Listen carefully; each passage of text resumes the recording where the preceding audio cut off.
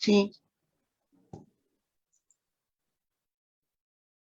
A ver, ahí va, está en proceso de transmitir, por lo menos en la página de las conferencias. Muy bien, en la página de las conferencias ya estamos transmitiendo. Y eso, lo único es que en los 3 puntitos no me sale la opción de editar. O sea, me sale ver más, videos como este, ver menos. ¿No te Guardar sale copiar video, enlace? copiar enlace. No, no ¿Editar es. video en vivo? ¿No? No viene, no. Ok, espérame. Esto déjame tratar de hacerlo a mí. Editar video en vivo.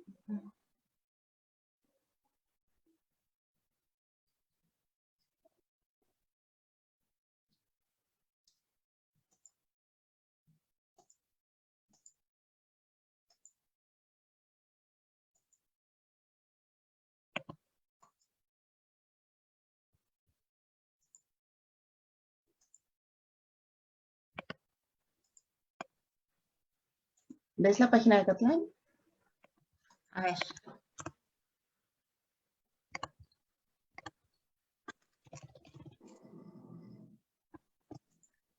Un segundo.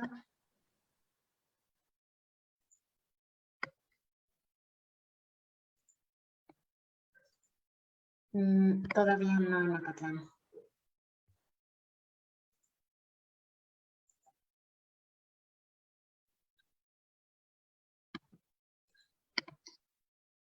¿Ya apretaste para compartir en Acatlán?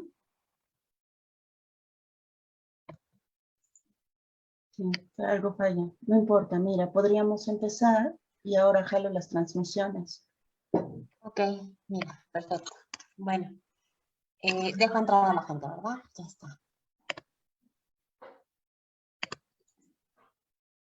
Muy bien. Bueno, bienvenidos todos a esta tercera conferencia en nuestro ciclo de conferencias Nuevas Metodologías para el Análisis Literario, organizado por el Colegio de Lengua y Literaturas Hispánicas de la Facultad de Filosofía y Letras de la UNAM y el Colegio de Lengua y Literatura Hispánicas de la FES Acatlán. Hoy estamos muy contentas y muy honradas de tener aquí al doctor Aurelio González. Voy a cederle la palabra a María Gutiérrez para que lo presente.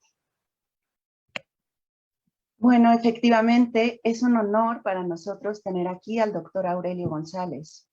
Él ha sido mi maestro, el maestro de mis maestros y el maestro de mis alumnos.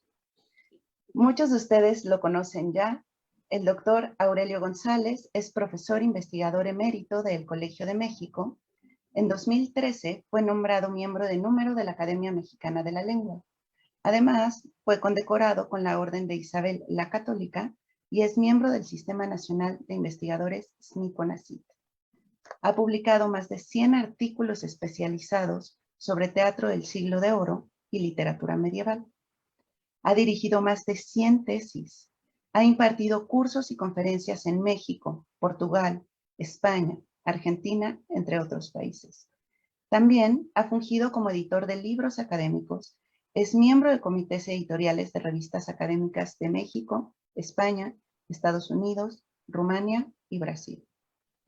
Sus investigaciones han tenido gran trascendencia para el ámbito de los estudios literarios. Una de sus líneas de investigación más relevantes, que es lo que nos tiene hoy aquí, se centra en la literatura tradicional, pues el doctor se ha dedicado a la recolección de formas tradicionales, como romances, corridos y coplas, así como al estudio de estas formas líricas, lo que lo ha llevado a la delimitación y conceptualización de una terminología propia de la literatura tradicional hispánica. Sus estudios sobre motivos y fórmulas en la literatura tradicional han abierto otras líneas de investigación, incluso en otros géneros literarios. Sin más, mi querido maestro, me voy a sincerar y voy a decirle lo que Alexandre le dijo a Aristóteles. Maestro, tú me criaste, por ti se esclarecía, mucho más bien fecho. Grazir non te lo podría. Muchas gracias por aceptar esta invitación, mi querido doctor. Y ahora, queridos chicos, sin más, los dejo con el sabio, con el doctor Aurelio González, y les voy a decir el título de su conferencia: Las unidades expresivas de la literatura de tradición oral, tópicos fórmulas y motivos a la luz del romancero. Adelante, doctor. Gracias, mis queridas cléricas, Elisa y María. Pues tratemos de hacer un poco de clerecía por sílabas juntadas. Empezaré de una manera un poco extraña, y es cuestionando la mal considerada en muchas ocasiones naturalidad o sencillez del romance tradicional y en general de los distintos géneros de la literatura de tradición oral. No es realmente sencillez. Lo que sucede es que esos textos funcionan siguiendo una estética colectiva en lugar de una estética individual y privilegian la continuidad de la tradición y no la ruptura. Ahora bien, la literatura culta por lo general utiliza este tipo de sistemas, o sea, ruptura, experimentación y una estética individual.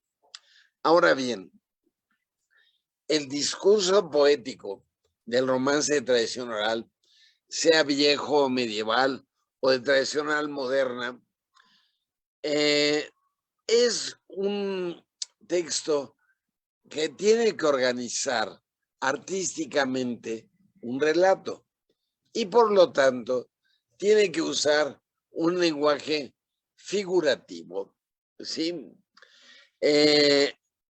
Obviamente los recursos que utiliza la literatura tradicional o la literatura culta son los mismos. Lo que pasa es que la proporción de estos es distinta. Por ejemplo, la metáfora muy usada en la poesía culta, por lo general, no se utiliza en la poesía tradicional. ¿Y por qué? Porque la metáfora esencialmente es arbitraria y esto impide la colectividad. Los elementos y artificios que utiliza el estilo de esas formas literarias orales, como el romance, no se pueden definir simplemente como sencillos, porque parten de otros principios particulares distintos de la literatura culta. Ahora, eso no quiere decir que de lo de que hablaremos hoy aquí, aplicado al romance tradicional, no pueda ser aplicado a otras formas poéticas, sean cultas o sean tradicionales. ¿Qué es lo que sucede? El texto tradicional es un texto que está sujeto permanentemente a la variación y recreación. Y por lo tanto, hay un estilo particular en función de las necesidades de la oralidad. Y ya que la oralidad es un mecanismo de transmisión, es muy importante la facilidad de la memorización, puesto que la memoria, a diferencia de la literatura culta, es el soporte del texto.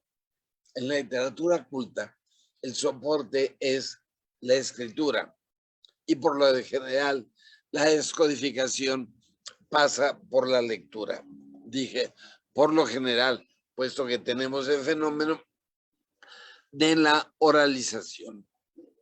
Ahora, ¿por qué a la luz del romancero? Los romances son textos literarios que desde la Edad Media se transmiten oralmente. Y en ese sentido vienen a la memoria las palabras de Diego Catalán cuando afirma que el corpus del romancero no tiene hoy rival entre los grandes corpora documentales del Homo loquens. Esta afirmación se basa en la riqueza temática del romancero, el número de textos que lo forman debido a la gran cantidad de versiones recogidas, tanto antiguas como modernas, de impresos y directamente de la tradición oral de voz de los transmisores y una amplia dispersión geográfica, la cual abarca la península ibérica, el norte de África, el Mediterráneo oriental, las islas atlánticas de Canarias y Azores, toda América, e incluso en Oriente, Filipinas y la India. Y en una amplitud temporal de su documentación, son más de 5 siglos desde que Jaume Adolesa, un estudiante mallorquín de Derecho en Bolonia, transcribió de memoria en su cuaderno de apuntes en 1421 una versión de La Dama y el Pastor.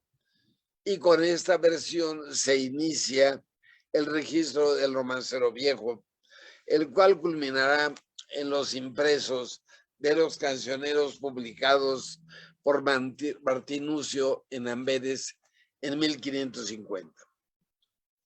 Básicamente, como es bien sabido, el romance es la forma hispánica de la balada internacional. Y al hablar de balada nos referimos tanto a los textos medievales como a los textos que podemos recoger hoy, o incluso aquellos otros derivados del romance, como el corrido mexicano o el galerón venezolano.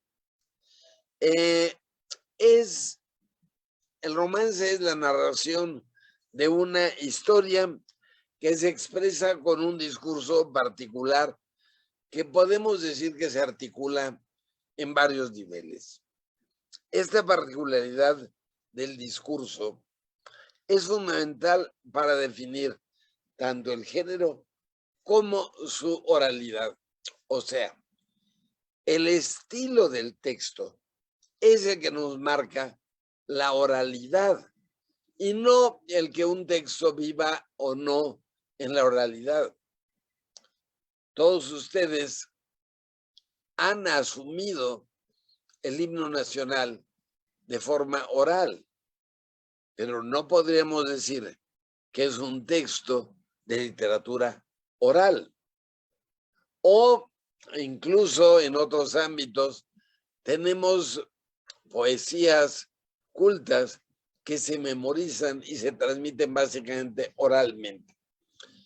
Pero lo que hace literatura tradicional o de tradición oral es el estilo del texto. Eso es, los elementos que configuran una particularidad, tanto genérica, porque si no hay particularidad genérica, no habría diferencia entre un romance y un cuento, ¿sí? O una leyenda, aunque todos esos puedan ser también textos de tradición oral. Entonces, la composición textual es la que nos marca tanto el género como la pertenencia a un tipo de literatura. Como dije hace un momento, estos elementos van a estar presentes como ayuda a la memoria, puesto que es el soporte. Pero al mismo tiempo, estos elementos tienen una valoración estética por la comunidad.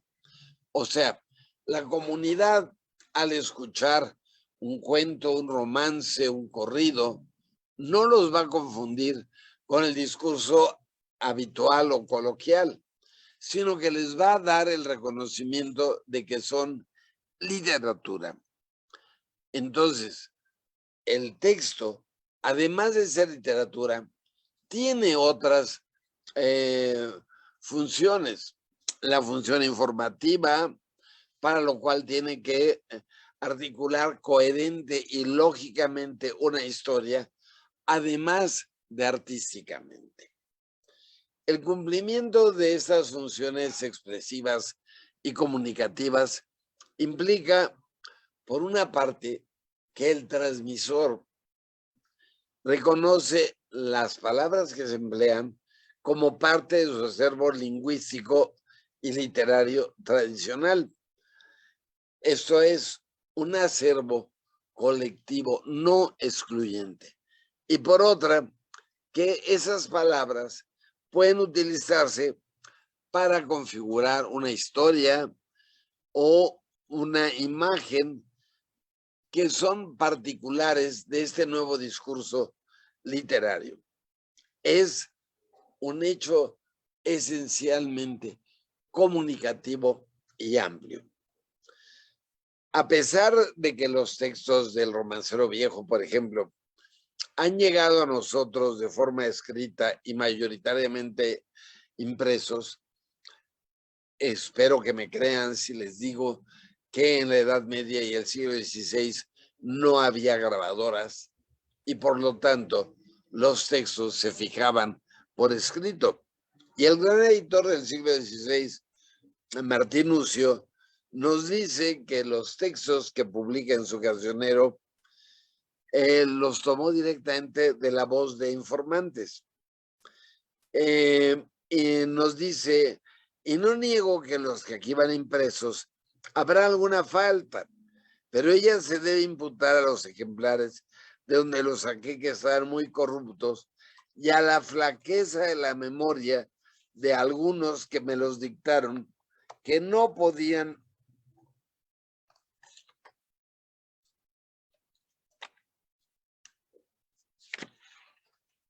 fabulísticamente hablando, recordarlos, ¿sí? Ahora bien, si eso lo dice Martín Nucio en el siglo XVI, y es comprobación, no tiene por qué engañarnos de que son textos de tradición oral, el estilo de esos textos, que además vemos que es coincidente con el estilo de la tradición oral moderna, tiene que permitirnos reconstruir lo que es este estilo tradicional. Y desde mi punto de vista, estas marcas de estilo van a tener una serie de elementos expresivos que se desarrollan en distintos niveles del texto. Estos elementos forman lo que yo entiendo como unidades expresivas y que son los segmentos que organizan y estructuran la historia que se va a contar, y este mecanismo también es válido para otras historias en otras formas literarias. En cuanto son elementos formalmente codificados, pertenecen a un acervo genérico o más ampliamente de todo un tipo de literatura que el transmisor y receptor identifican. Sin embargo, esta formalización discursiva no dificulta la adaptación de dicha unidad general a una historia particular en concreto, pero tampoco impide la apertura, entendida como posibilidad de variación, característica del texto tradicional, tanto en su nivel expresivo como en su nivel de significado. Esas unidades formalizadas van a estar presentes en distintos niveles del texto y las podemos diferenciar según el nivel textual en que se desarrollan. Así, en el nivel que implica mayor exterioridad o superficialidad, estarían los tópicos, que prácticamente son unidades culturales recurrentes en cuanto son lugares comunes que el transmisor puede descodificar por su pertenencia a una comunidad en la cual estas unidades tienen razón de ser y significado en un momento específico. En ese sentido, las encontramos presentes en el texto y son pertinentes a él, pero su referencialidad y significado son externos a este. Eso es, son contextuales. Después tendremos las fórmulas, que son unidades del nivel del discurso, en el que se articula el romance o en otros casos el género, y en ella recae muchas veces la necesaria identificación literaria y genérica del texto, e incluso la identificación temática. Y finalmente, o en el nivel más profundo, encontramos los motivos, que son unidades narrativas, unidades menores de significación, que recoge una historia particular, dándoles un significado específico, pero que pertenecen a un acervo general más amplio. Las unidades significativas, fabulísticamente hablando, son esos motivos, pues aunque son unidades menores de significación del texto, lógicamente están relacionadas con el tema, que es la unidad mayor de significación. Y por lo tanto van a estar relacionadas directamente con el significado que se quiere narrar. Como es natural, al tratarse de un texto literario, dentro de la economía de una historia contada, más allá del ámbito meramente informativo, esas tres unidades pueden construirse de forma sintética, muy breve, o tener desarrollos y estar formados por un núcleo esencial y elementos periféricos que aumentan detalles, complementan el significado, aportan indicios o simplemente funcionan como ornato discursivo o narrativo del significado esencial. Veámoslas poco a poco. Los tópicos en el Romancero Viejo, por ejemplo, en cuanto son unidades culturales codificadas, se refieren a contextos, interpretaciones sociales, modelos de comportamiento o elementos ideológicos, en este caso medievales, de uso común en una colectividad y de significado generalmente aceptado en aquella época, aunque a veces este significado sea arbitrario y que descodifican la realidad.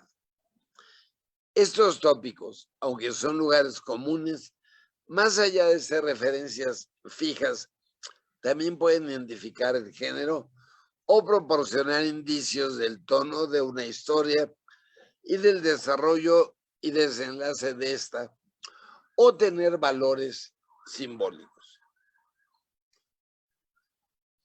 Pero aterricemos estos conceptos abstractos en hechos concretos. Un ejemplo del uso de tópicos como referencias fijas en el romancero es la presencia en el discurso de los números 3, 7 y sus múltiplos. Se pueden considerar el 3 y el 7 como tópicos porque se convierte en una especie de paradigma de lo numérico o de cantidades en general. Estos dos números tienen una amplísima presencia en el mundo occidental, en especial en textos tradicionales, pero también religiosos o incluso esotéricos. Por ejemplo, en la Edad Media, el 3 y el 7 estaban asociados a muchísimas actividades y referencias de tipo muy variado. Así, por ejemplo, se hablaba de los 7 pecados capitales, las 7 virtudes, las 7 obras de misericordia, se consideraban 7 formas del arte y los estudios comprendían las 7 artes liberales del trivium y el quadrivium. Por no hablar de referencias culturales más simples, como las 7 maravillas de la antigüedad o los 7 colores del arco iris. ¿Será coincidencia que hablemos de los 7 días de la semana? O, siendo más pedestres, los 7 enanos de Blancanieves. Las botas de 7 leguas. O 7 leguas se llamaba el caballo que Villa montaba. Vean que 7 está presente y realmente corresponde a un ámbito cerrado. Es una referencia verosímil. Realmente son 7. Lo mismo sucede con el 3. En el pensamiento religioso medieval, el 3 era el número perfecto y simbolizaba la Trinidad, concepto esencial del cristianismo. Y si vamos más allá, vemos que el 3 es un número de presencia indudable en todo el folclore básicamente occidental. Es el número que más se repite en los relatos folclóricos de tradición europea. Sin ir más lejos, si ustedes encuentran una lámpara y sale un genio, ¿cuántos deseos les va a conceder el genio? 3. Si es un héroe, ¿cuántas pruebas tiene que pasar? 3.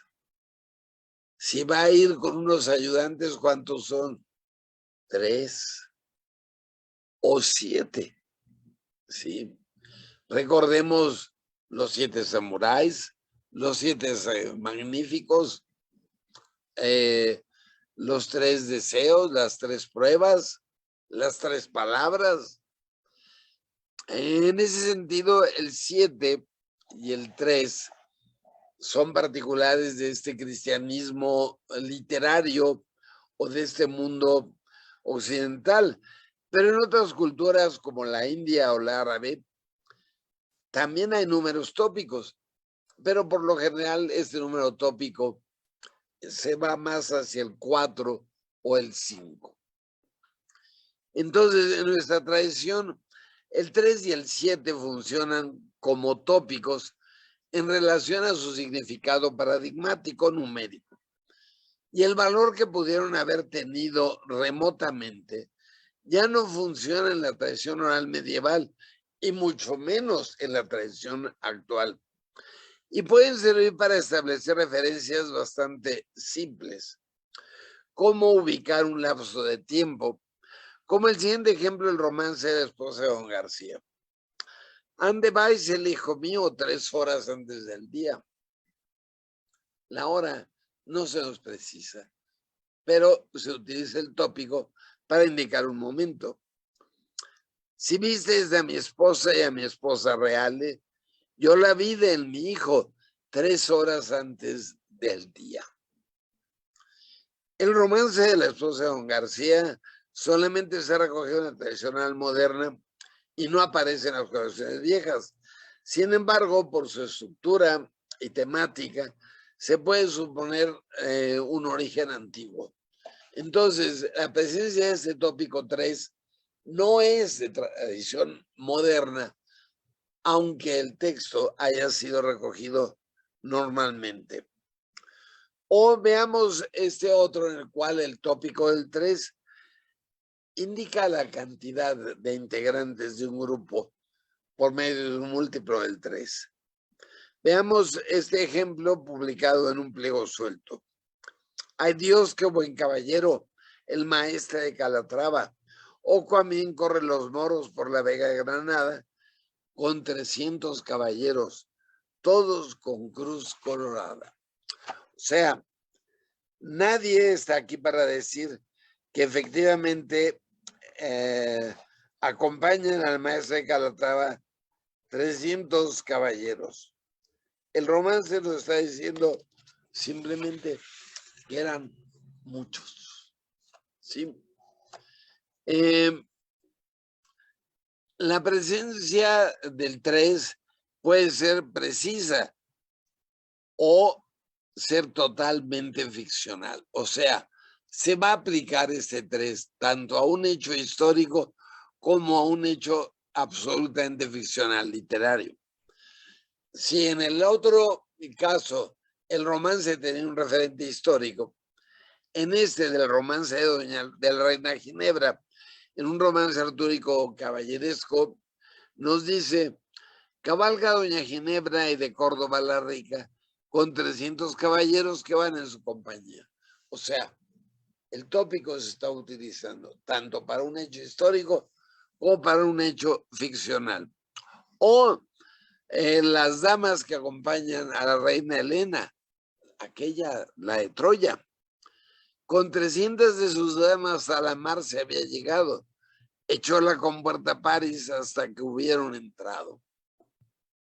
O sea, cuando hay que crear un entorno de un número de personajes, se acude al tópico.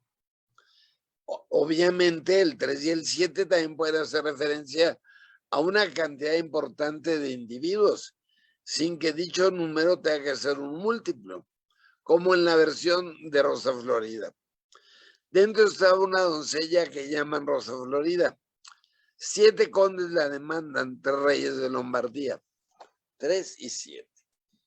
Aquí el significado del tópico es simplemente eran muchos. O marcar su importancia de un número de veces.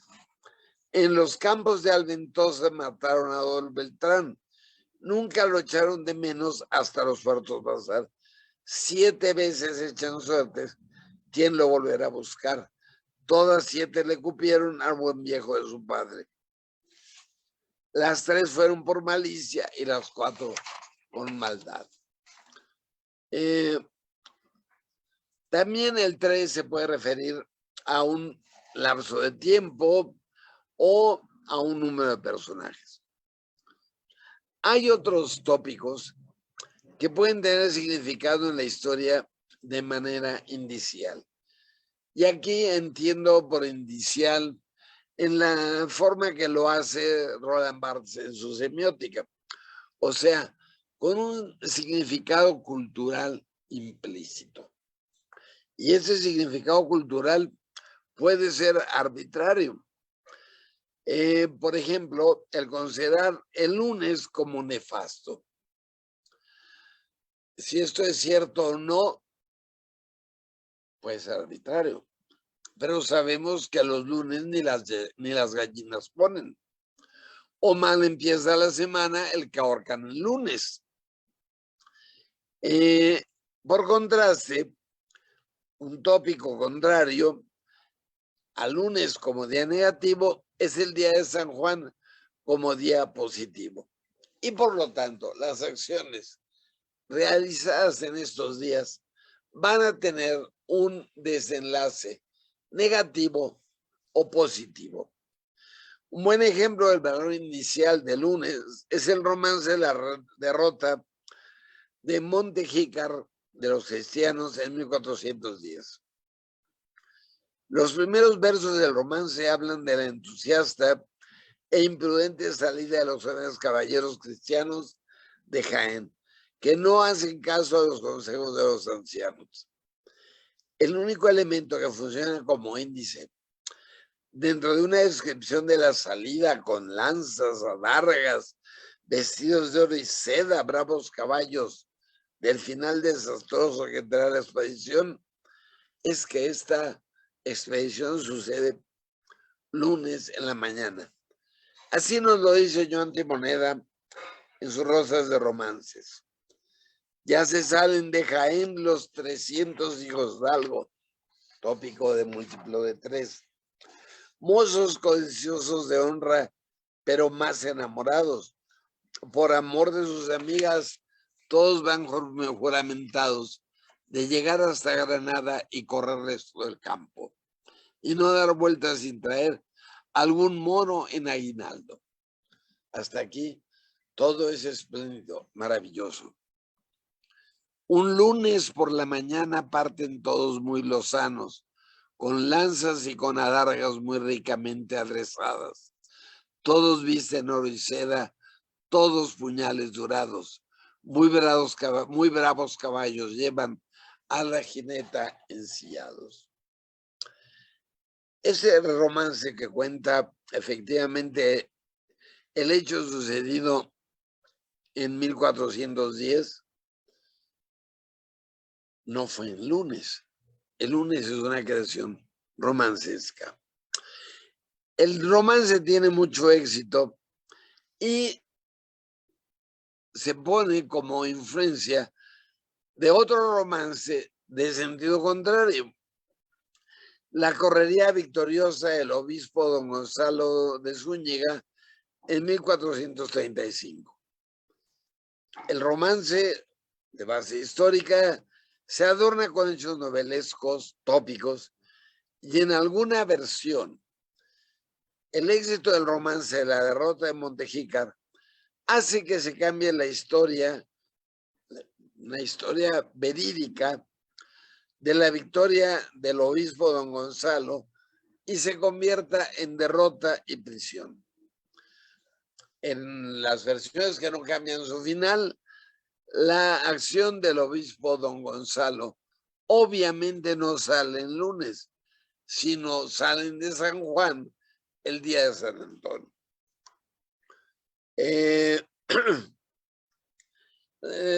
Tópicos como este de Lunes, como día nefasto, lo tenemos en el romance de la muerte de don Alonso de Aguilar, caballero que estaba en la conquista de Granada, o en Río Verde, una hazaña de final nefasto, donde muere el caballero, los caballeros Urdiales y Sayavedra, o en la muerte de doña Leonor de Mendoza, que fue asesinada por su esposo, el duque de Braganza. El crimen es histórico, pero probablemente la mención de Lunes no lo sea. Lunes se decía lunes 3 horas antes del día, presencia de dos tópicos. Cuando el duque de Braganza con la duquesa reñía, el duque con gran enojo estas palabras decía: traidora me sois, duquesa, traidora falsa maligna, porque pienso que traición me deseáis. Y ya le decía.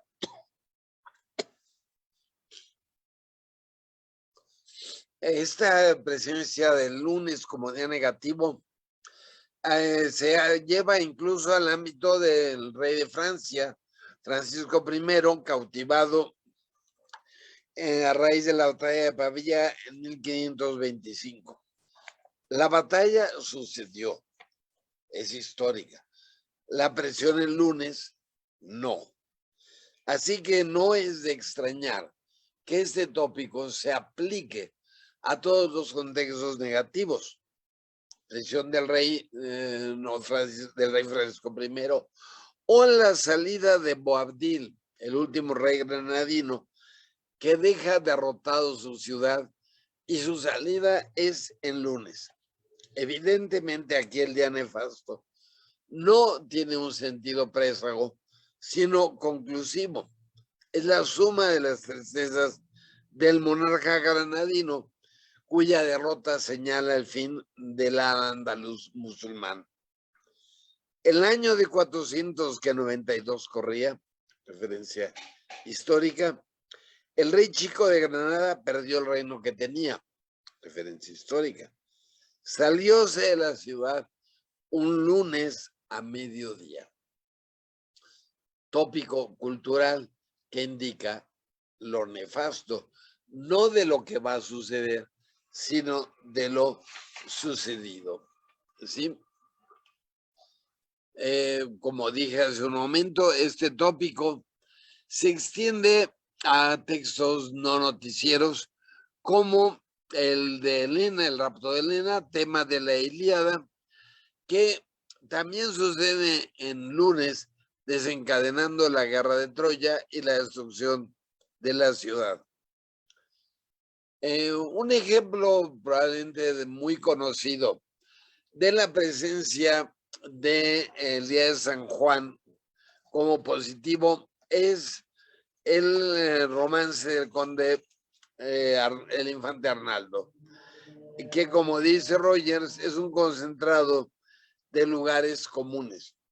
El día de San Juan, la casa, la orilla del mar, el barco maravilloso y los efectos del canto. Tal vez esta acumulación y la falta de explicaciones hace que el texto sea tan fascinante. ¿Quién hubiese tal ventura sobre las aguas de mar como hubo el conde Arnaldos la mañana de San Juan? Con un falcón en la mano, la casa iba a cazar. Vio venir una galera que a tierra quiere llegar. Así como los romances noticieros fronterizos usaron el tópico de lunes como día présago, también usan las acciones propositivas para el día de San Juan. Otro tópico es el que nos da para indicar el valor de un objeto. O tener tópicos sobre lo negativo de una acción. Tenemos la casa fallida como elemento indicativo, el encuentro al pie de un árbol, el paseo como ubicación indicial o el señalar como elemento de valor de un objeto u objetos que están hechos de oro y plata. Ahora, no hay que olvidar que en el caso de la poesía narrativa territorial de transmisión oral, lo que tenemos en la forma más elemental es una historia que se debe contar de una manera específica, con un estilo que deriva de unidades discursivas concretas, determinadas por las reglas particulares del género. Esto es la fórmula, o sea, unidad codificada. Estas reglas particulares de la oralidad fueron condensados probablemente en lo que ha sido una generalización demasiado tajante por Milman Parry y Arthur Lord a principio de los...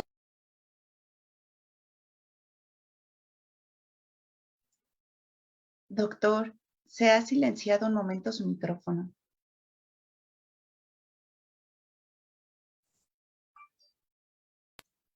Ya. Listo. Sí, muchas gracias. Se cayó. O sea, Parry y Lord es lo que llamaron el estilo formulario, en el cual, buscando aclarar la cuestión homérica, o sea, el origen culto u oral de la Ilíada y la Odisea, centraron sus reflexiones en el nivel discursivo del texto. A partir de sus estudios sobre la épica oral balcánica, en aquel tiempo épica yugoslava, después serbio-croata, hoy simplemente épica serbia, encontraron que la esencia de la poesía oral reside en el uso de fragmentos discursivos tradicionales, más o menos estereotipados y definibles en planos léxicos, gramaticales y rítmicos. Parry había definido la fórmula como un grupo de palabras que se emplea regularmente en la misma situación métrica para expresar una idea esencial dada. Un grupo de palabras que es usado regularmente bajo las mismas condiciones métricas. Pero si estamos hablando de prosa, también se aplicaría si conservamos las mismas estructuras. Lord definió como formularias la repetición de estos elementos. Hausweber lo hizo para el romancero y para la mayoría de los autores, básicamente, la fórmula sería un esquema textual que puede ser reutilizado un número indefinido de veces y que puede englobar las formas más diversas de recurrencia lingüística. Es por ello que, en opinión de Sumter, se debe considerar el estilo formulario menos como un tipo de organización que como una estrategia discursiva e intertextual. ¿Sí? Si vemos la fórmula en la perspectiva de unidad del lenguaje figurado del texto tradicional, nos encontramos entonces que se trata, como plantean Diego Catalán y los investigadores del Seminario Menéndez Pidal, de tropos que dicen algo distinto que las frases de que se componen.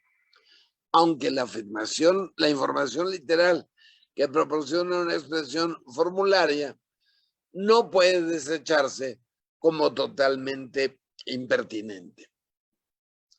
Como ya se ha dicho muchas veces de Menéndez Pidal, la tradicionalidad de un texto se basa en su condición de texto abierto, es decir, texto que puede variar y adaptarse a nuevos contextos.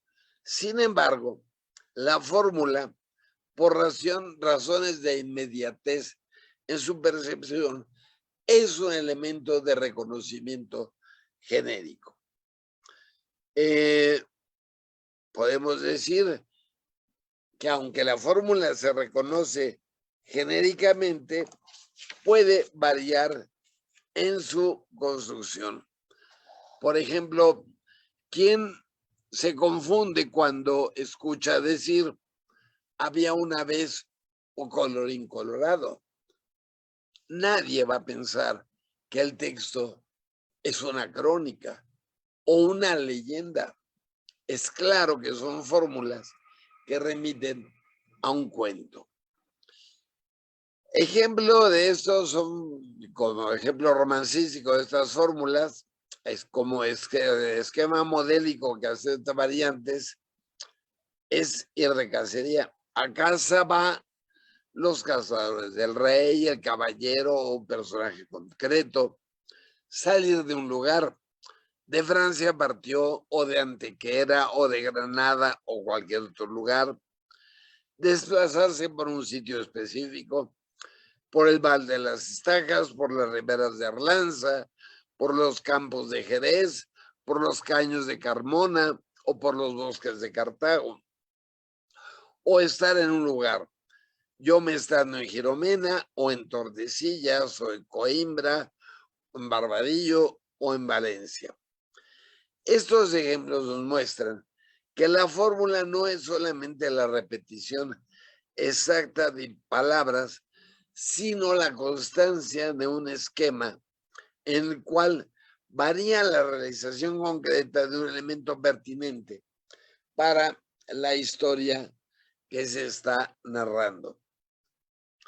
Estas unidades pueden ser más complejas y presentarse como esquemas formulísticos del tipo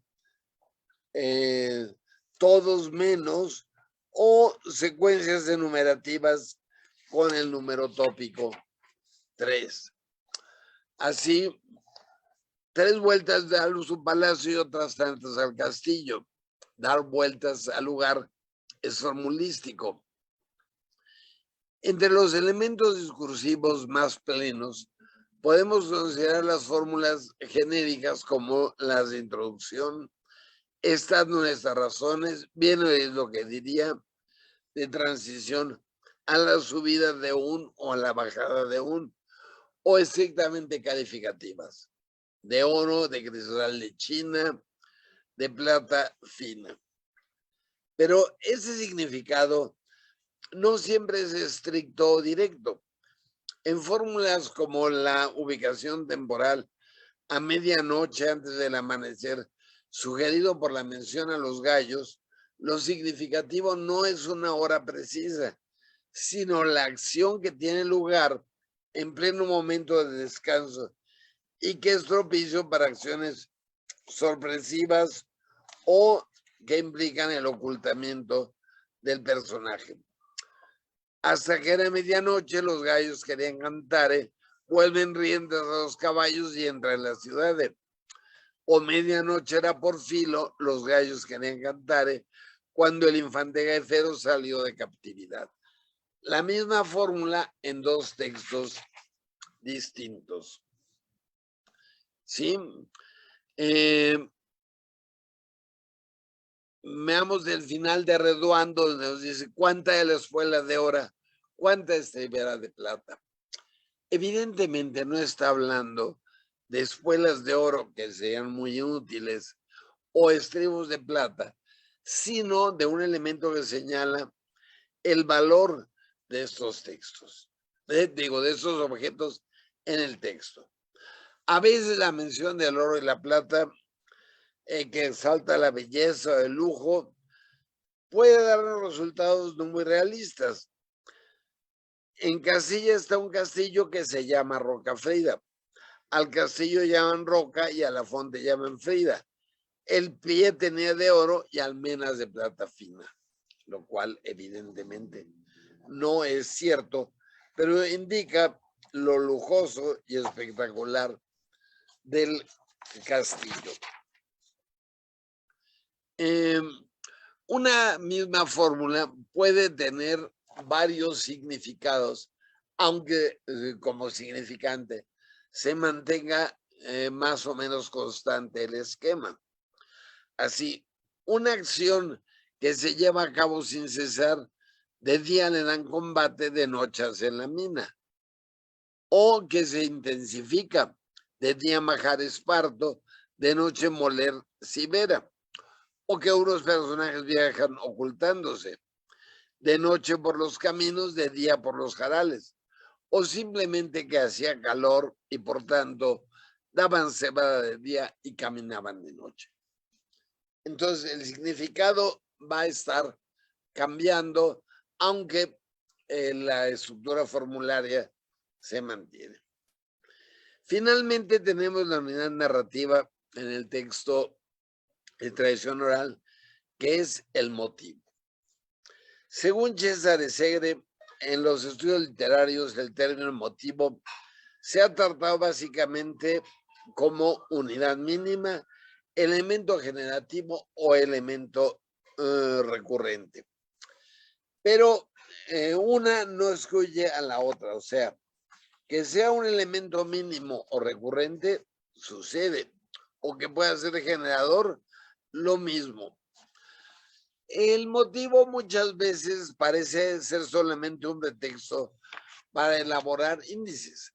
Desde luego no niego la validez de muchos de estos índices, pero creo que desde una perspectiva analítica debemos asumir que el motivo no es solo una entidad justificada en sí misma, antologizable y elencable, sino que tiene un significado en el texto.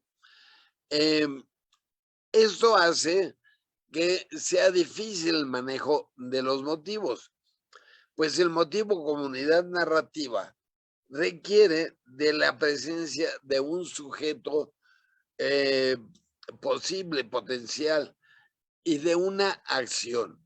O sea, la cacería es un tópico. Para que sea un motivo es X, el caballero, el rey, el paje, va de caza. Y por lo tanto, cuando el personaje va de caza, se convierte en un motivo y obviamente estructura de una manera particular la narración, ¿sí?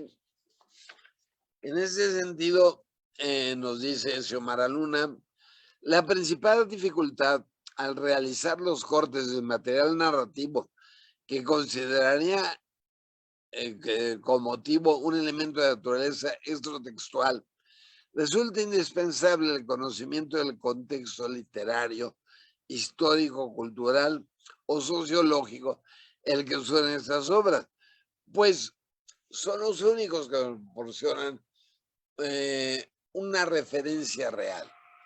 Hoy en día, salvo unos cuantos, nadie sale de cacería.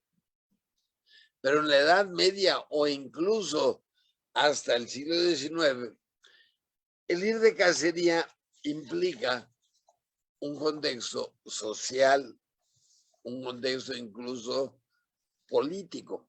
O sea, quien va de caza es un noble O el ir de casa es una actividad propicia para encuentros. ¿Por qué? Porque se sale del espacio del orden. El caballero sale de la casa, el castillo, el palacio y va a un lugar desconocido, peligroso, el bosque, donde puede tener encuentros, donde puede tener que pasar pruebas. Veamos, por ejemplo, el romance de Rodrigo de Lara, el traidor de los infantes de Lara nos dice: a cazar va don Rodrigo y aún don Rodrigo de Lara, con la gran siesta que hace, arrimándose a una haya, maldiciendo a Mudarrillo, hijo de la renegada, que si a las manos le hubiese, que le sacaría el alma. Después llegará Mudarra y realizará la venganza. Ahora, el motivo se construye asumiendo tópicos o incluso valores significativos, independientemente de que sea un hecho histórico como Los Infantes de Lara o un romance totalmente novelesco del caballero burlado como La Infantina, de origen medieval, que perdura en la tradición oral moderna. A cazar va el caballero, a cazar como solía.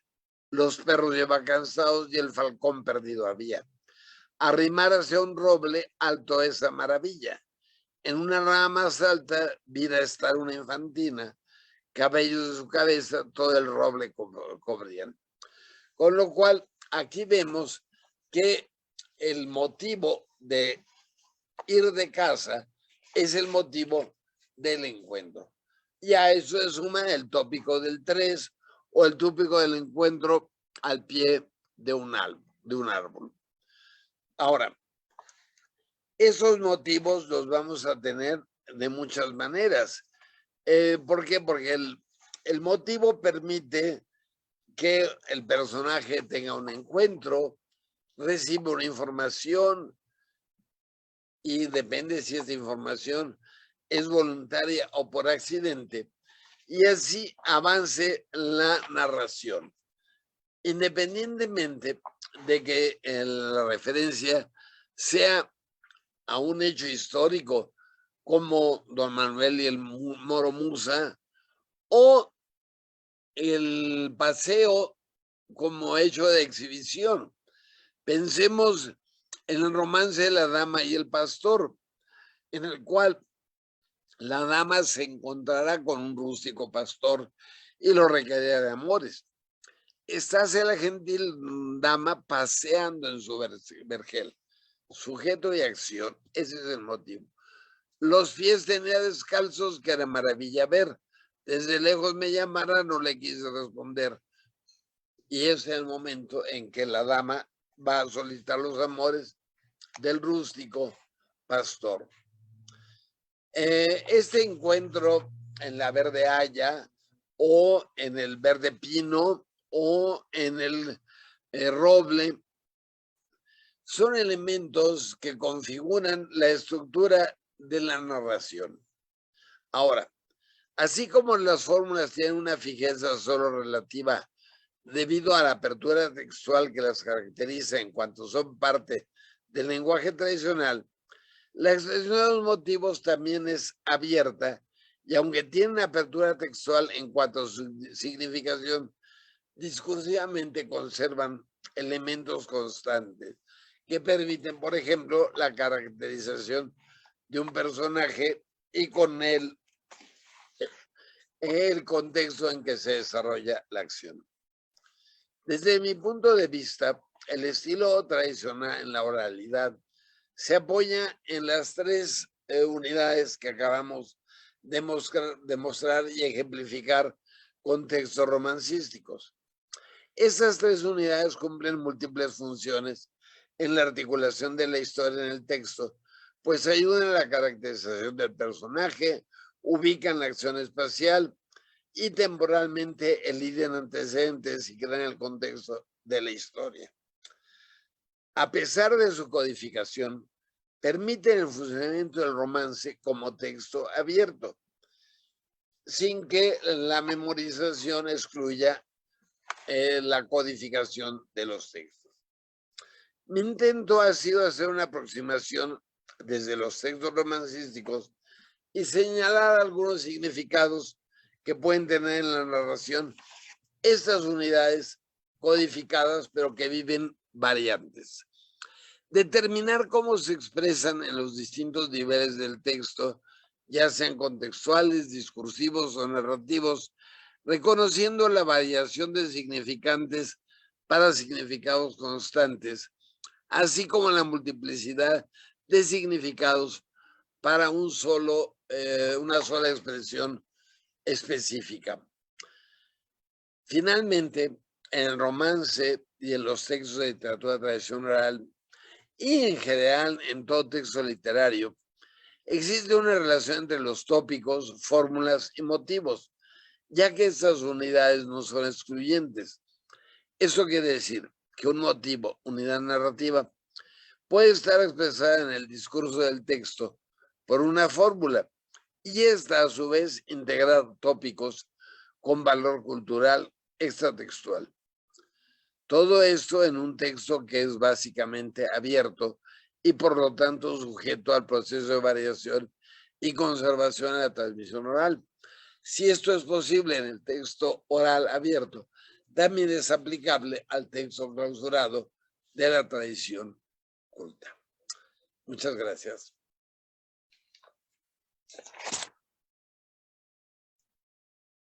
Doctor, muchas gracias a usted por esta interesante presentación.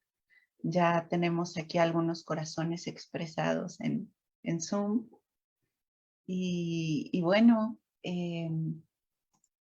demos paso a las preguntas, comentarios. Otra vez está silenciado, doctor. Si nos está hablando, no lo escuchamos. Claro. Muy bien. ¿Alguien? Están tímidos todavía. Claro que sí, ya sabes que cuando a mí no me preguntan, yo les pregunto, pero aquí no se vale. Estaría muy feo, estaría muy feo. Que yo preguntara, a ver, ¿cuál es la diferencia realmente entre un motivo y un tópico? Claro. ¿No, chicos? No, están intimidados. Bueno, justo estábamos esperando las preguntas del doctor, dice Samuel. Pues va, Samuel. Adelante. Hola. Hola, Samuel. Buenas tardes, doctor. Bueno, con respecto a los tópicos, nos habían ya dado un poco, una introducción muy poquita, pero creo que con lo que ahorita usted expuso, los tópicos ya quedan un poco más claros, más que nada con diferencia de los motivos. Lo que no sabía eran las fórmulas y ahorita ya van estructurándose mejor. Bueno. Y además sirven para la clase también. Volveré a hablar de lo mismo en clase. Tenemos un comentario en nuestra página del ciclo de conferencias que nos están viendo por Facebook. Diana Andrade le dice: maestro, qué gusto escucharlo de nuevo. Hace 1000 años fui su alumna y me siento muy contenta de escucharlo. Mira. Mire, bueno, si nadie se va a animar por el momento, a mí me gustaría preguntarle algo. Bien. ¿Ha visto usted, doctor, que estos tópicos que nos comentaba del este asunto del lunes funesto y la casa fallida esté en otras formas de literatura tradicional como corridos, coplas? Claro, claro. En los corridos el lunes no es un buen día. Hasta en el refranero. O sea, ¿quién te ha dicho que las gallinas no ponen el lunes? No, y sin embargo tenemos el refrán que dice: los lunes ni las gallinas ponen. Claro, claro. Es Y en interesante, México ¿no? no se supone que si el plomero va a tu casa a arreglar, si no va es simplemente porque hizo San Lunes. ¿A quién se le Claro, ocurre que se trabaja el lunes? El lunes solo se cobra. Pero lo que importa del tópico es que es una unidad extratextual. claro, cultural. O sea, a ti, chica, y a todas estas chicas, uno los tiene que prevenir. En martes, ni te cases, ni te embarques. Y luego aquí tenemos problemas incluso de influencia cultural. ¿Cuál es el día de mala suerte? Martes 13. Pero gracias a Hollywood, que nos toma de la tradición sajona, ya no es martes 13, sino viernes 13, lo cual en la tradición hispánica no tiene sentido, porque el día nefasto era el martes 13, no el viernes 13. ¿Por qué? No sé por qué. Debías de saberlo. ¿De El verdad? viernes, no, Qué el mal estoy viernes quedando. se toma como día nefasto por el Viernes Santo. Cristo muere en viernes. ¿Y el 13 por qué? Si es que tampoco lo sé. Pues acuérdate de la última cena. ¿Cuántos eran en la última cena? Claro, los apóstoles y Cristo, ¿no? Claro. O sea, este valor significativo se pierde y se convierte en cultural. Cuando alguien te dice 13 a la mesa, no, obviamente ha perdido la referencia a la última cena. Sí, Pero si en la mesa había 13, va a haber un crimen, seguro. O alguien va a morir. Valor contextual. A diferencia del motivo que es un valor textual. Y la fórmula que es un valor discursivo. O sea, es la forma en que lo dices. claro. Qué lujo contar con usted el día de hoy. Cuando tú escuchas, ya con esta me despido con la flor de lo que quieras. ¿Lo identificas? El texto no, pero el género sí. Sabes que es un corrido. Sí, Y lo que está diciendo de la flor de lo que fuera, obviamente no tiene que ver con la historia. Por lo tanto, no es una unidad narrativa. Tampoco tiene que ver con el contexto. Por eso es una fórmula que es unidad discursiva.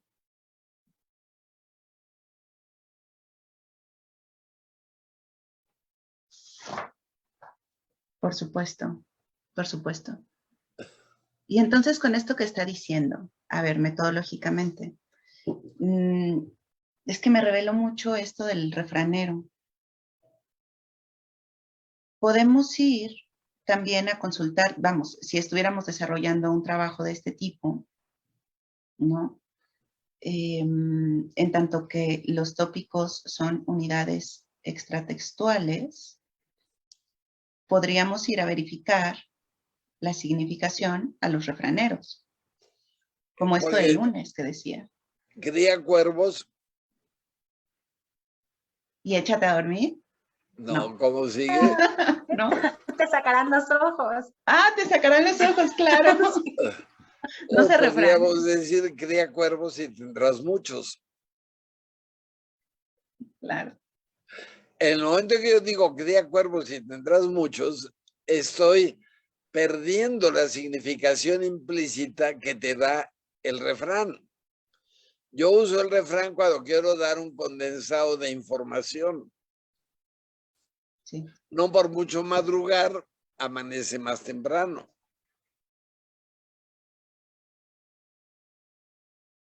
sí, Porque también podría decir, no por mucho madrugar, alcanzo desayuno. claro. Pero cuando yo tengo el refrán, no tengo que decirlo ni siquiera completo. Porque está implícita en la información. Y ahí tenemos el ejemplo del Quijote. Lleno de refranes. ¿Sí? Tú puedes tomar un texto como referencia extratextual. Noticias del Imperio está construido a partir de un corrido. ¿Sí? ¿Por qué? Porque el corrido está haciendo en sus estrofas el condensado de la información, el detonante del capítulo que va a narrar. ¿Y por qué utiliza el corrido? Porque hay una identificación genérica del valor de la oralidad. Por supuesto. Por supuesto. Qué ilustrador. Muy bien, chicos. ¿Alguien se animará a preguntar? En nuestras redes tenemos varios comentarios, pero Nada aún no más pregunto. digo que, bueno, Elisa. no, perdón, es que había revisado las redes, iba a eso, nada más a decir que se están manifestando todos los exalumnos del doctor Aurelio González diciendo que están felices de escucharlo y están ya, no sé si convenga o no, pero contando un montón de anécdotas de su clase. Facebook. Justamente. Yo tenía una pregunta, bueno, que es que a mí me da miedo hacerla porque justamente yo yo soy de literatura contemporánea, entonces tengo miedo, este es un terreno más pantanoso para mí. Pero tú acuérdate que tu primera literatura fue tradicional. Sí, no, sí, además cada vez que oigo bueno, a María, por ejemplo, a usted me arrepiento un poco, pero bueno, de mi contemporaneidad. Pero estaba yo pensando cuando lo oía que quizás esta metodología que usted maneja y que además para la que tanto ha contribuido es una evolución muchísimo más rica de la metodología formalista, ¿no? A lo mejor... Totalmente, o sea, yo diría que es una evolución de formalismo, estructuralismo y semiótica. O sea, porque no es quedarse en el nivel cerrado textual estructural, sino mostrar que el texto, en última instancia, es historia, es palabra y es cultura. Desde luego, digamos eso, agregando una cantidad de dimensiones mucho mayor, ¿no? Toda la dimensión contextual, cultural, además de significado también, ¿no? O sea, diciendo, bueno, hay a lo mejor determinados significados que se expresan en diferentes significantes, pero como mucho, mucho más rica. Eso me impactó mucho, me pareció muy interesante. Pues sí, lo has visto bien real así. Gracias. Pues voy a ver por ahí si pesco alguna otra pregunta en las redes sociales y regreso. Anímense, chicos, de verdad, es una oportunidad poder hablar con el doctor Aurelio González. Hagan de sus preguntas. Las de Facebook las recojo ahorita. Bueno, en lo que se animan, yo me quedé pensando en el asunto de las fórmulas, doctor. Sí. Entonces, claro, usted nos ha hablado de romancero, pero estaba pensando si es que podríamos encontrar fórmulas en textos tradicionales como las leyendas, porque Claro, identifico que esquemas formulísticos, sí. Ah, sí, pero fórmulas sí también. claro. O sea, la leyenda se distingue del cuento en que la leyenda establece un pacto de verdad. Claro. ¿Y cómo vas a establecer un pacto de verdad? Antes de que construyeran el viaducto, mi abuelo me contaba que aparecía una mujer en las noches. Entonces, la ubicación temporal apela a la precisión y la ubicación a la autoridad, mi abuelo, a la historia contada. Y lo único que te voy a contar es la historia de La Llorona. Pero si he utilizado la fórmula que te dice, no es cuento. Si fuera cuento, empezaría con había una vez, tiempo y espacio indeterminado. Entonces, cuando los antropólogos dicen que recogen mitos, no han recogido nunca mitos. Recogen relatos míticos que en la mayor parte de las ocasiones o ya son leyendas o ya son cuentos. Por supuesto. Porque en la Ciudad de México, ¿dónde se aparecía La Llorona? En Xochimilco, no, ¿Y por qué? porque hay agua aún. Claro. ¿No? Entonces no vas a encontrar la leyenda en Zacatecas. Pues no, difícilmente. Pues sí la encuentras, solo que han sustituido el motivo del agua por la mina. Ah, sí, qué interesante. Entonces cuando van a la mina se oye la voz de una mujer gritar, ¡ay, mis Ay, no, qué hijos! horror. Entonces es lo que tú decías, Elisa, el contexto nos Es explica. interesantísimo, además eso, porque justo el agua es un elemento femenino y la caverna de la mina también, ¿no? Entonces se pueden por Son ahí. intercambiables, pero obviamente, ¿qué es lo que implica? La historia es lo suficientemente fuerte como para seguirse contando, pero el agua, que era un elemento simbólico, contextual, ahí no tiene sentido.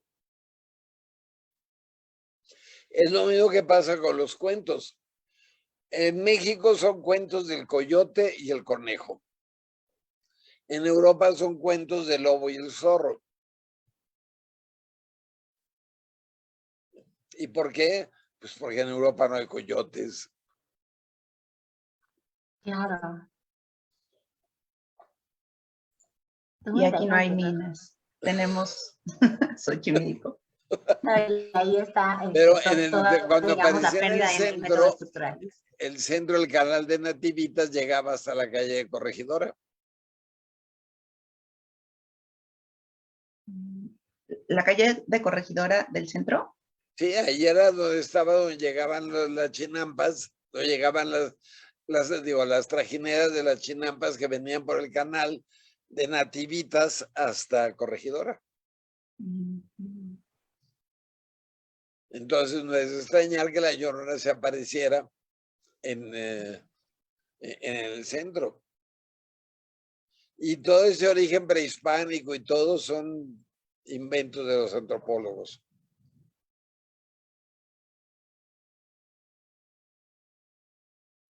Claro, claro. Entonces, sí, encontramos tanto fórmulas como esquemas formulísticos, ¿no? En las leyendas. Claro. Porque la fórmula tiene un grado de repetición del tipo había una vez y el esquema. ¿Cómo terminan los cuentos? Colorín colorado, este cuento se ha acabado. O vivieron felices. Y comieron perdices. Y comieron perdices. Sí, los españoles son más de comer perdices. Porque rima, si no hubiera sido. Sí, sí, comprendo. Pero los motivos son, en México, ¿en qué se transforman las brujas? ¿No sabes que las brujas se transforman? Sí, sí, se transfiguran, ¿no? Ajá, ¿en qué? Aquí en México. Esta me la sabía, pero no me acuerdo. A ver. ¿Búhos? ¿Tú sí te la sabes? No, en búhos es en Europa, en México es en guajolotes. Ah, sí. Qué feo. Pues son feos. Claro. Digo, ya puestos a elegir. Yo hubiera elegido otra forma, pero pues claro, así es la tradición. Muy bien. Bueno, en redes sociales seguimos recibiendo comentarios. Diana Andrade pensó que se transformaban en bolas de fuego, pero no, ella sí al parecer recordó lo de los guajolotes. Andrea Velázquez dice, muchas gracias, es muy esclarecedor escucharlo. Voy a trabajar en mi tesis, su perspectiva del motivo, en 2 leyendas de Gustavo Adolfo Bécquer. Gustavo Adolfo Bécquer parte de los elementos tradicionales. ¿Para qué? Para que su receptor culto identifique como leyendas. Porque si no, no tendría sentido que... ¿Cómo escribo una leyenda? Yo me la puedo inventar, pero tengo que conservar los elementos discursivos, contextuales o narrativos que le permitan a mi receptor interpretarlo como leyenda. Pues sí. Y este es el momento en el que exhortamos a Andrea a que si tiene alguna pregunta concreta que le sirva a su investigación, se manifieste. Yo preguntaría que no sé si también es una pregunta ahí un poco tonta, pero seguramente habrá evolución, no evolución, sino modificación de estos motivos, pero sobrevivirán muchos también en literatura contemporánea, ¿no? Tú piensas en las leyendas medievales, ¿dónde se te aparecen los espíritus o demás? En el bosque. Y ahora estamos llenos de... recónditos, ¿no? En el bosque. Claro. Y ahora estamos llenos de leyendas en las cuales los aparecidos, las muertas, los fantasmas, se les aparecen a los traileros en la carretera. Y en lugar de pedir a que los lleven en el caballo, piden aventón. Y cuando le dan aventón, de repente voltean y ya no están. O se bajan cerca del cementerio. Claro. O sea, obviamente el contexto de la cacería ha tenido que ser sustituido por otro. Y es el del camionero, el del taxista. O sea, bonito, es precioso. Yo he recogido romances en que de repente hay problemas. Y hay uno que te habla, por ejemplo, de las cintas de la helada que tenía Guillermo. Obviamente es el romance de Belerma. Y cuando habla de las cintas de la helada, obviamente para el transmisor, las cintas de la celada ya no decían nada. Y el caballero Durandarte lleva el fusil al hombro, ya no la espada. Pero discursivamente tenemos en corridos que a Zapata lo definen como espada valiente.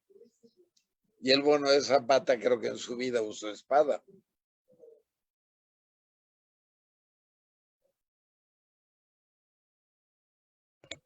Claro, eso se desde entonces, ¿no? Muy, muy interesante. Yo, bueno, si yo fuera ustedes, chicos, ya estarían anotando posibles tesis. Yo quiero hacer ahora un montón de trabajo sobre esto. Está muy bonito. Ya ves.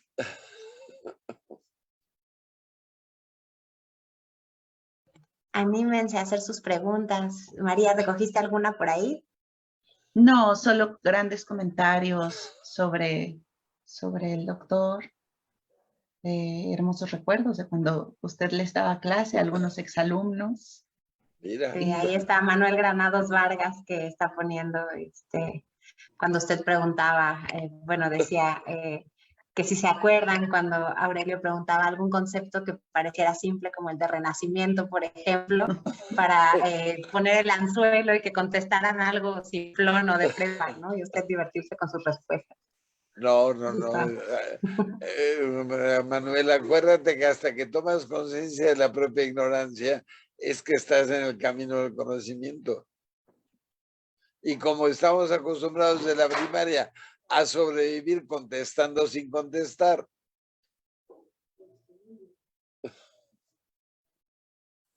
Sí, justamente. Dice Jessica, aprendemos con adrenalina. Pues sí.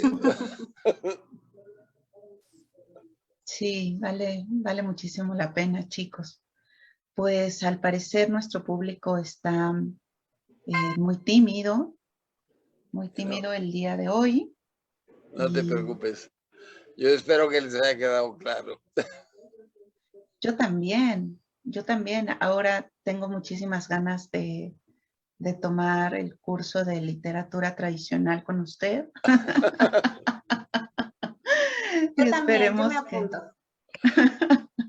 esperemos que pronto, ¿no? En algún momento. Pero bueno, seguramente, al menos mis alumnos ven el de medieval que está en YouTube y el de corridos. Sí.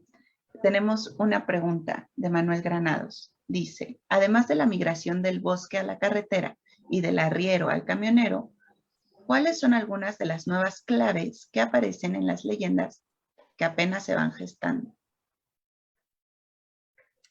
O sea, la leyenda tiene mucho de ser un texto fronterizo entre el mundo y el transmundo. Entonces, ¿quién se te va a aparecer? El fantasma. O la mujer. Ay, o la niña, ¿no? Claro. Ay, no, qué susto. Pero ese modelo de la niña en el mundo medieval no funcionaba. ¿Por qué? Porque no había niños. Perdone que lo diga así con terrorismo verbal, porque va a decir, o sea, hasta los enanos empiezan de niños. ¿Qué es lo que sucede? Para nosotros aparecen los niños. A los 14 años era un guerrero consumado que se casaba y las chicas a los 12 se casaban. ¿Cuál infancia? Hoy en día, entonces, la aparición del mundo infantil es particularmente sugerente en el mundo fronterizo. Y esa es una transformación contextual que tiene que ver con la modificación del mundo actual, donde ha entrado este mundo. En la Edad Media, en términos como adolescente, no tendrían ni sentido. Ahora, piénsenlo. En los migrantes centroamericanos que cruzan México para ir a Estados Unidos trepándose en la bestia. Hay niños de 11 y 12 años. ¿Lo podríamos definir como un niño al que va solo durante 2000 kilómetros en un tren mortal?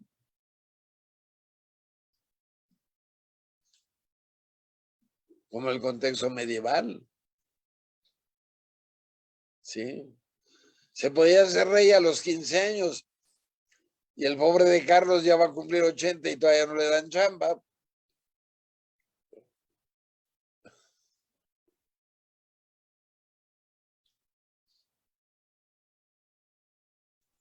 Claro, es que el mundo ha cambiado mucho, ¿no?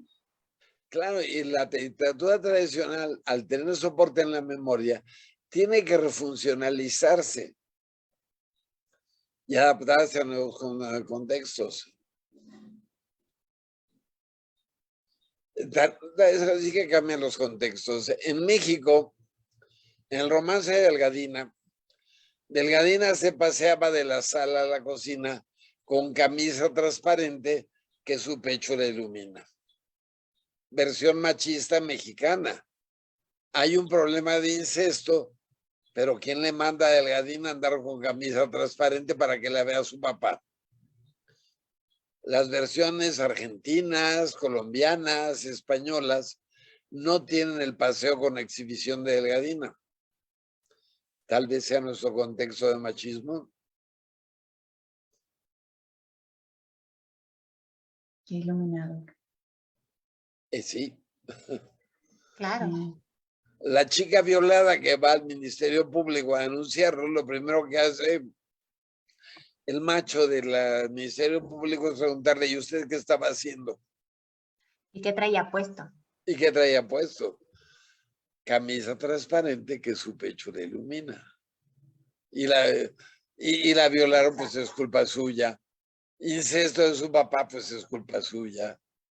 Claro, ¿para qué usa camisa transparente? Entonces es curioso que las versiones mexicanas tengan esta variante y las de otro contexto hispánico no tengan esta variante.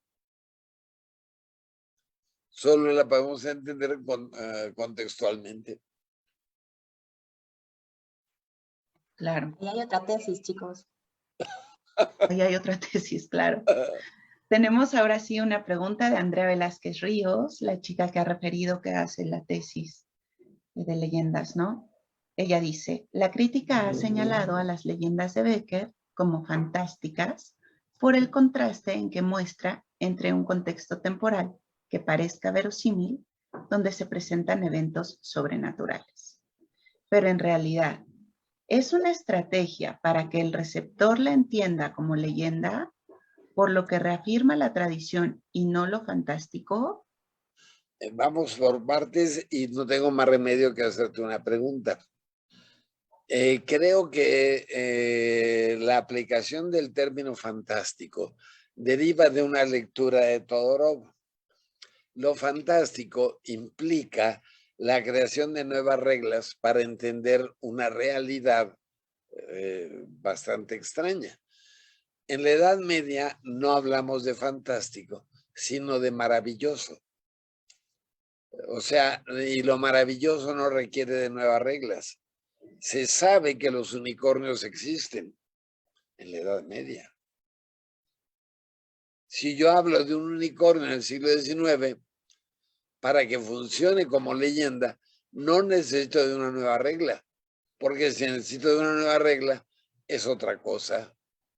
Es Lovecraft o es cualquiera de los que hablan de esta fantasía.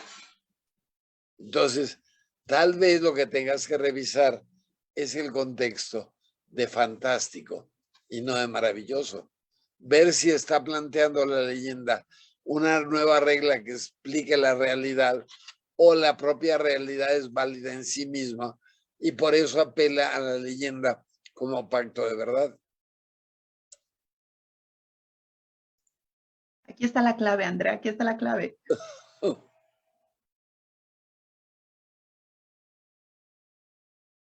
No podemos ver si está escribiendo o no. Quién sabe, pero seguramente está por aquí anotando esto.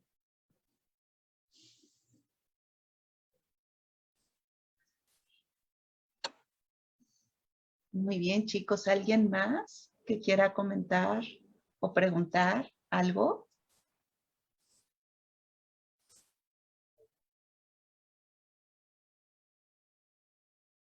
Parece que no. Pues ya sabes, para mí ha sido un gusto tratar de hablar de estas cosas y espero que les sirvan. Doctor, para nosotros ha sido de verdad un lujo contar con su presencia. Muchísimas gracias por aceptar la invitación. Dice Reina Castro, felicito al doctor, agradezco compartirnos su sapiencia con valiosa sencillez. Claro, y tanta generosidad yo voy a agregar. Samuel dice también, muchas gracias, doctor. Y bueno, pues muchas gracias a nuestro auditorio y nos veremos el jueves 21 de abril en nuestra siguiente conferencia, que estará el doctor Alfonso Muñoz Corcuera, de la Universidad Complutense de Madrid, quien nos hablará sobre la poética cognitiva, explorando los límites de la narración. Muchísimas gracias. Bueno. Muchas gracias, doctor Aurelio. Muchas Elisa, muchas gracias. María, gracias a ti. No, hombre, gracias a usted. Elisa, ya puedes pararla. Gracias.